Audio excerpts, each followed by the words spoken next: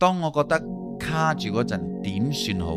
帕坦加利話，只要唱 Om， 所有障礙物都會被摧毀。你可能會覺得呢個有幾簡單，但係佢係真嘅。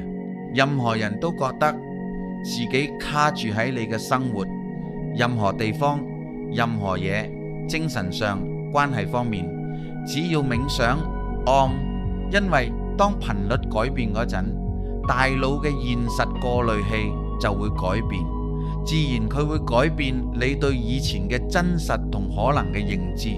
有個政客問一個賢人，智慧同智慧有咩分別？賢人話，智慧就係識得贏論點，智慧就係留意到你老婆3句前講得啱。男人問一位師傅，一個咒語真係可以改變人生？師傅話，當然。男人問，點樣？師傅話，而家如果呢個大堂入面有人嗌火警，睇住你所有嘅恐懼有幾快消失，一個字 Om， 整個意識轉移，呢個係咒語。